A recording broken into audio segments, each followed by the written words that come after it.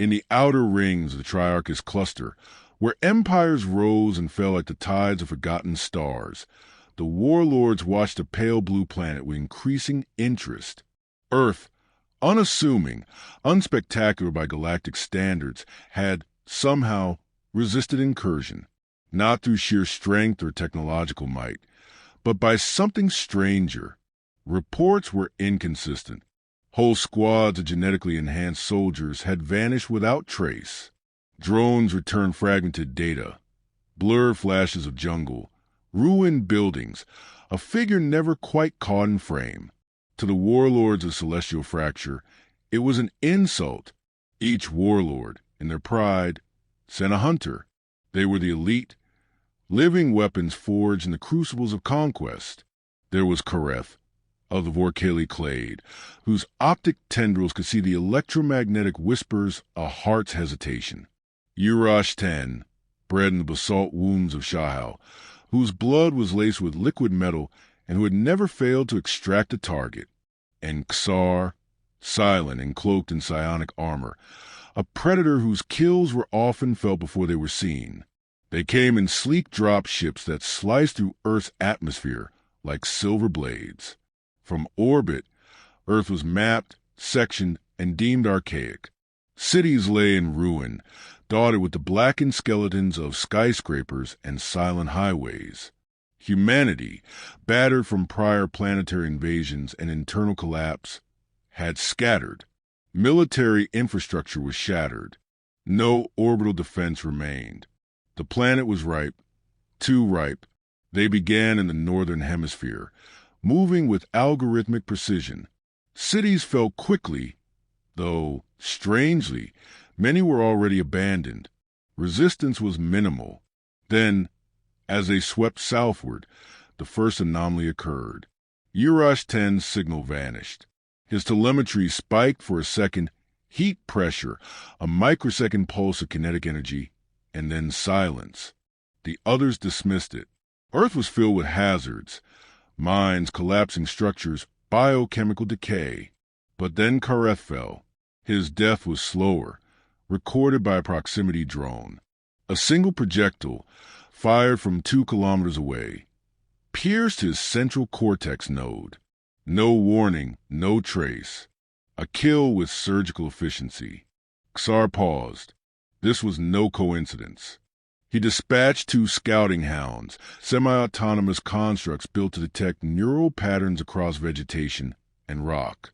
They returned mangled, burned circuitry, precision cuts through their carbon plating. The remaining hunters activated full combat protocols. Satellites were deployed. Air patrols intensified. They combed the terrain inch by inch, scanning every heat signature, analyzing wind patterns for traces of movement. Nothing, only whispers, shadows, and eerie, deliberate silence. That was when the name emerged, first through intercepted transmissions from Earth's surviving gorilla cells, then scrawled on shattered concrete in red paint. Vance. No one knew who he was. No records matched the name in global databases. But wherever the name appeared, so did the corpses of hunters, always killed with a single shot. No energy discharge, no plasma burns, just a single primitive high-velocity round that bypassed shields and implants alike. It made no sense. Vance, it turned out, was a ghost from Earth's own wars. A sniper from a time before orbitals and antimatter lances. A man trained to kill with patience, steel nerves, and a rifle that required gravity, wind, and breath to master. When the world crumbled, he stayed behind, not out of loyalty, but because war had made him part of the terrain. He had become something more than a soldier. He had become a predator. The hunters escalated. They brought in seismic drones, swept with ultrasonic nets, flooded ravines with thermobaric pulses. Still, they lost more. Some vanished. Others were found with their optical arrays destroyed and limbs rearranged into warning signs. And Vance remained unseen. The warlords, watching from their distant thrones, began to argue. Some believed it was an earth deity, perhaps the final vengeance of a dying species. Others believed the planet itself was cursed or infected with some form of sentient virus. But the hunters knew better. This was a sniper, a human, and he was hunting them. Then came the message, broadcast on every hunter's comms channel in perfect galactic common, transmitted with local encryption protocols that should have been impossible for Earth tech to crack. You are not welcome here. This is not your ground. Turn back, or I keep killing. It was signed, Staff Sergeant C. Vance, 3rd Recon, Earth Defense. For the first time, Xar hesitated. He stood alone now, high above a desolate mountain range, his adaptive camo flickering in the twilight. The wind howled. The planet, so quiet, seemed to breathe beneath him. A faint sound, the whistle of air displaced. He turned, and darkness swallowed him. From 3 clicks away, Cole Vance exhaled slowly, chambered another round, and melted back into the hillside. He had counted 14. 1 remained. He didn't smile. There was no triumph, only the stillness of the earth, the silence of snow falling on bone. They had come expecting to conquer, but they had entered his scope, and on this battlefield, he was God, and somewhere, far above, the warlords leaned forward in their gilded thrones. This was not over. Not yet. Cole Vance had not spoken aloud in months. Words were unnecessary here. The language of survival spoke in the crunch of leaves beneath boots, the metallic slide of a bolt action, the distant echo of a dying scream. In the years since Earth fractured, he had become more shadow than man, moving from ruin to wilderness, tracing old maps etched into memory, living off the broken skeleton of a world he once swore to protect. He didn't believe in nations anymore. He didn't believe in orders. But he believed in one thing with unshakable certainty. If they set foot on his soil, they would bleed. The latest kill had been too easy. The alien had grown complacent. Assuming Earth's resistance was nothing more than a scattered remnant. Vance had watched him for hours, noting his patterns, the lazy swagger, the way his heat signature shimmered behind adaptive armor. He waited until the creature stood near a rusted antenna tower, alone, scanning the tree-line. A breath, a slow exhale, a gentle squeeze. The round traveled 2,300 meters, caught the alien beneath the eye socket, and exploded the back of its skull in a halo of violet mist. Vance packed up in less than 30 seconds. He always did. The shot was never the end, it was the invitation. Drones would be on him in minutes, scanning for residue, radiation, blood. But he left nothing. Not a print, not a stray casing. The wind covered his tracks, and the terrain concealed his retreat. Earth, for all its scars, still belonged to him. He moved through the forest like a whisper, slipping beneath fallen logs, across rivers, over stone ridges still warm from the afternoon sun. His gear was patched and worn, ghillie suit spun from local moss, gloves blackened by ash, boots taken from a fallen comrade a lifetime ago. His rifle, a heavily modified anti-material weapon, was older than the war itself. It had no name. It didn't need one. It killed what he pointed it at. Always had. The hunters had changed their methods. No more frontal patrols or arrogant broadcasts. Now they moved silently, in pairs, creeping through terrain they barely understood. He'd seen one kneeling at a stream, tasting the water, trying to extract chemical data. It hadn't realized its helmet made the ripples shimmer differently. That shimmer gave it away. Vance killed it with suppressed round of the spine. He wasn't alone, not completely. Occasionally he intercepted panic transmissions. Other survivors, civilian enclaves, rogue soldiers turned militia, but they avoided him like the plague. The stories were already spreading. Some called him a ghost. Others swore he wasn't human anymore, that he spoke to the wind and wore the bones of his enemies. He did nothing to correct the legends. Let them believe. Fear was a weapon, and in this war, he wielded every edge he could find. He watched from a hilltop as a new hunter arrived. Bigger, armored differently. Its ship landed without heat flare, stealth tech far beyond anything Earth had ever seen. Vance adjusted his scope and studied it. The creature moved like it had studied him, like it knew what to expect. It didn't scan. It listened. It moved with purpose, testing terrain, checking for traps, as if it anticipated the angles from which he'd strike. This one, he knew, would not be like the others. He slid the scope down and checked wind drift. Too unpredictable for a clean shot. He'd have to draw it out, force it into a mistake. He marked his position and backed away, disappearing into a gully thick with twisted metal and half-collapsed vehicles. This would take patience. Night fell slowly, casting the landscape in hues of iron and ice. Vance made camp without fire.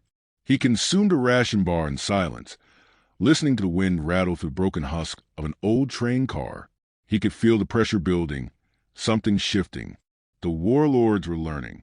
The prey had started to bite, and now they wanted to see the teeth for themselves. He took out a small device no larger than a thumb, a pulse sensor salvaged from a downed scout. It blinked once, registering a signal. The new hunter was moving again, tracing his path with uncanny accuracy. Vance felt a flicker of something he hadn't in a long time. Respect. He left a trail, just enough to be noticed. A snapped branch, a disturbed pile of stones, a smear of blood from a rabbit he had skinned earlier. The hunter would think he'd gotten sloppy. That was the point. By morning, the trap was ready. Vance lay prone beneath a shattered overpass, eyes fixed on a narrow funnel between two collapsed buildings. If the hunter took the bait, it would pass through that gap at exactly 8:07 local time. At 8:06, it stopped short. Vance's heartbeat slowed. The hunter had caught the angle. Somehow, impossibly, it had sensed the kill zone. It stepped back, vanishing from the funnel. A moment later, a high-pitched burst cracked the sky, counter-sniper fire. The shot missed by inches, vaporizing a patch of earth beside him. He rolled instinctively, shifting position, adrenaline surging. The hunter had a partner, a second sniper, camouflaged and scanning from the ridge. It was the first time they'd used Earth's own tactics against him, so they had adapted. Good. Vance smiled, just barely. It had been a long time since the game felt real. He crawled deeper into the rubble, vanishing again, blood thrumming with excitement. This wasn't over. This wasn't retreat. This was evolution. And the hunt was just beginning. The hunter moved with an elegance that belied its size, each footstep calculated, each motion calibrated to mimic silence. It no longer relied on brute scans or wide sweeps. This one had studied. It moved like a soldier. More than that, a predator. Its armor flexed with each breath, adapting color and texture to its surroundings. A living ghost made for war. It had earned a name among its kind, Veldar, the apex seeker. Where others failed, Veldar succeeded. It had stalked sentience across dying moons, hunted dissidents in asteroid belts shrouded in storm clouds and magnetic chaos. But never Earth, never this. Vance knew he couldn't face this one the same way. The old tricks wouldn't work. Veldar had already avoided 2 kill zones, counter-sniped from impossible angles, and left no trace but a chilling stillness in the air.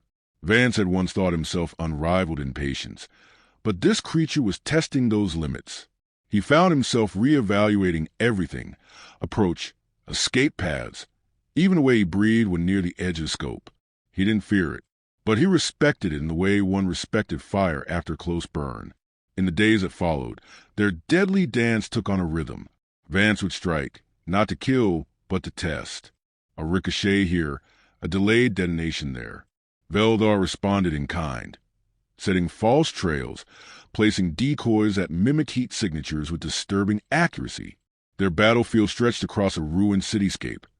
Crumbling towers, moss-covered rubble, streets turned into canyons by time and neglect. It was chess play with shrapnel and silence. One evening, as dust turned concrete gold, Vance watched through a shattered window 3 stories up.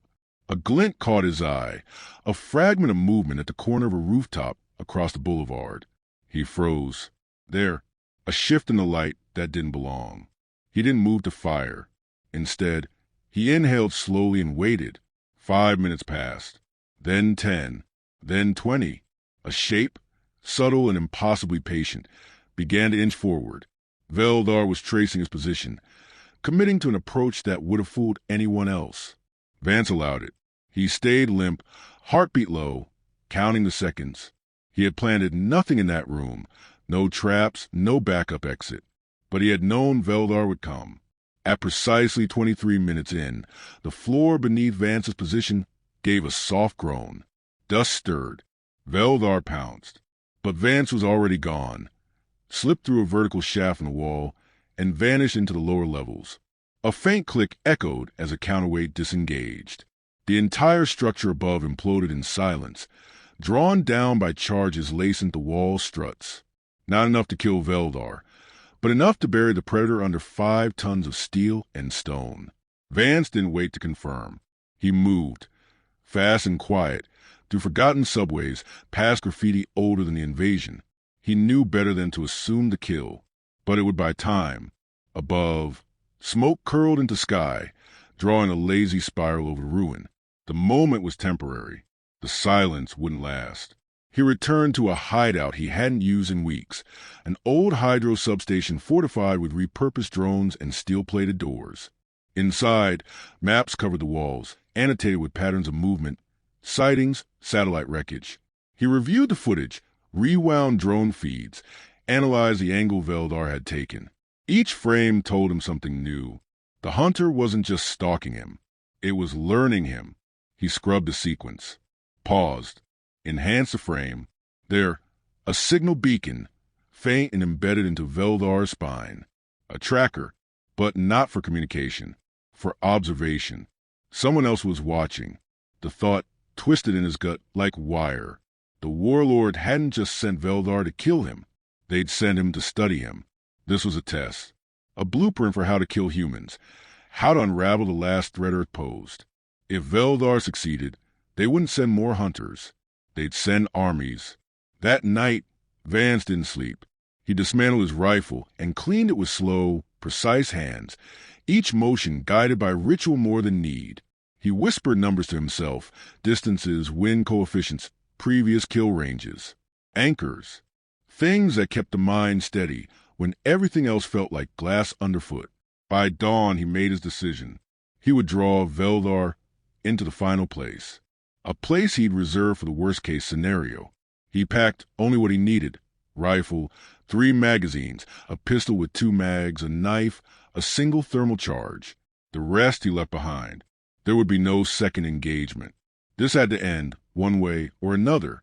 The place he chose was an old launch complex, buried in what had once been a forest reserve. It was open terrain, but riddled with channels, broken elevators, and tower husks. A sniper's nightmare, but also a hunter's blind spot. With enough elevation and timing, he could manipulate sight lines to his advantage. He didn't plan to ambush Veldar. He planned to be seen. He wanted the hunter to know he was there. And Veldar came. At first, just a sound, a pressure shift, the subtle tick of gravel moved by weightless steps. Then the form, tall, almost regal, its armor glistening with dust and debris from collapse. It had survived. Of course it had. Vance didn't raise his rifle. Instead, he stood. Veldar paused at the far end of the launch bay, tilted its head. Vance held the knife in one hand, rifle slung behind his back. Challenge. The alien stepped forward, slow and deliberate. It understood. They moved in arcs, closing the space in measured passes. No fire, no tricks, just breath and footfall. Vance's fingers trembled, not from fear, but anticipation. When the first blow came, it was like lightning, Veldar's blade catching the air where Vance's ribs had been. He twisted away, slashed upward, metal shrieking across armor. The next seconds were blur, parries, sparks, grunts of effort. A knife fight with a creature that shouldn't have known how to brawl like a human, and yet did. Vance felt the pain bloom in his side, but he ignored it, driving forward, slamming the charge into Veldar's chest. The alien reacted too late. The device clicked, locking in place. Vance threw himself backward just as the world went white. When the smoke cleared, silence reigned. In the center of the bay, Veldar lay still, armor cracked open, the light in its ocular lens flickering. Vance knelt beside it, breathing shallow, blood dark on his shirt. The hunter's fingers twitched, reaching toward him, not an attack, but as if to understand. He watched the light fade, and then he was alone again. He didn't smile. He didn't mourn. He just walked toward the edge of the ruins, knowing this wouldn't be the last. High above Earth, the Warlords' dreadnought hovered in still orbit, silent and brooding like a scab on the sky. Inside its cold command core, the Apex Seeker's final transmission looped one last time before the screen faded to black. No one spoke. The chamber, filled with beings bred for strategy, conquest, and precision warfare, sat paralyzed in rare unity, disbelief. Veldar the Undefeated was dead, killed not by a battalion, not by an orbital strike, by one human, a sniper, a phantom. The implications rippled through the chamber like an invisible quake. The Warlords had underestimated Earth. Again, they had assumed its fractured defenses, and leaderless people would crumble beneath elite pressure. Instead, one man had become a lesson, a scar. Arguments broke out among the ruling caste. Some demanded immediate retaliation. Scorch the planet, glass its surface, bury its defiance. Others were more cautious. Vance had not just resisted. He had adapted. He had learned faster than their own apex predator, predicted it, outmaneuvered it. Earth, they realized, no longer needed an army. It had something better. Vance didn't know their names. Didn't care. Let them scream and plan and send monsters in expensive armor. Let them calculate new ways to break him. He would still be waiting. Back on Earth, he healed in fragments, stitched skin, bruised ribs, slow steps over broken stone. Pain had become a familiar rhythm, not an enemy, just a reminder he was still here. He had made camp in the high reaches of an abandoned observatory. Its once glorious domes were shattered, but the altitude gave him visibility, and the silence helped him think. He rewatched the encounter with Veldar on a salvage datapad, slow motion, frame by frame, studying his own movements, not out of pride, but preparation. He knew there would be more. They would send others, maybe not hunters this time, but something worse, something designed for him. He was ready. Days passed. The world around him remained still, but not stagnant. Faint signs of life reappeared in the ruins. A child's laugh carried across wind, a drone marked with resistance tags flitting low over cracked rooftops.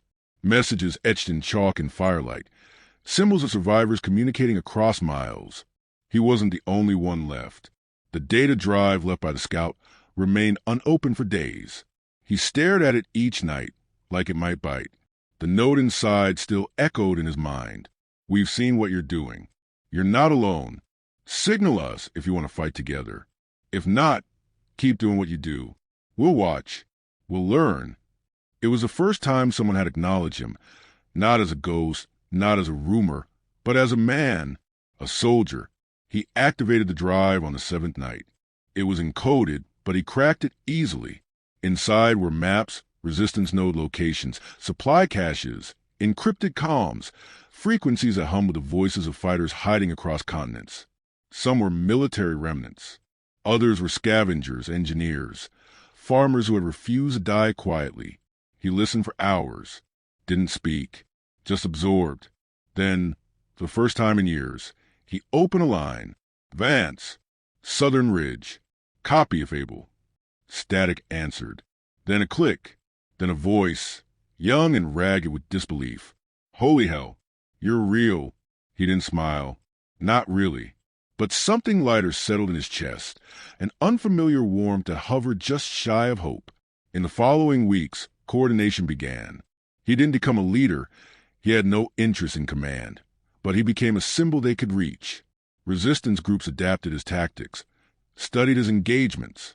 They called him Echo, not because he was a ghost, but because his actions reverberated far beyond the scope of his rifle. The Warlords noticed. When the next wave came, it wasn't stealthy. It was a show of force. Dropships, patrols, mechanized drones designed for rapid urban annihilation. But this time, they were met with network. Traps waited in alleys. Snipers nested in towers long thought vacant. Supply lines vanished overnight. No battlefield was safe. And somewhere, always unseen, Vance struck. He moved between cells like myth. He'd appear, guide a defense, vanish before dawn. He trained new shooters, left behind diagrams, laid groundwork that turned ragtag fighters into ghost units. But there was a cost. The war changed. It grew colder, sharper. The warlords unleashed a new class of hunter, AI-guided, emotionless, bred in vats with eyes that never closed. These didn't seek glory. They sought extinction. He faced one in the ruins of Santiago, another in the snowfields near Irkutsk. Each encounter left him more scarred, slower to heal. He wasn't young anymore, but every time he walked away, the world around him began to shift. Cities became redoubts. Forests held rebel nests. The sky, once dark with dreadnoughts, saw the occasional flash of stolen tech fired upward. Humanity was rising, not in a tidal wave, but in 1,000 quiet storms. And through it all, Vance remained. One night, as auroras shimmered over a crater lake in what had once been northern Canada, he sat with a younger sniper, no more than 20, sharp-eyed, full of questions. She asked him what kept him fighting. He didn't answer right away, just looked at the stars, then at the battered rifle resting across his lap. "I was never fighting for something," he finally said. "I was fighting so they knew they couldn't take everything." She nodded, not quite understanding, but she would. Someday, the war wasn't over. It might never be, but Earth had remembered how to bite, and Cole Vance was still aiming.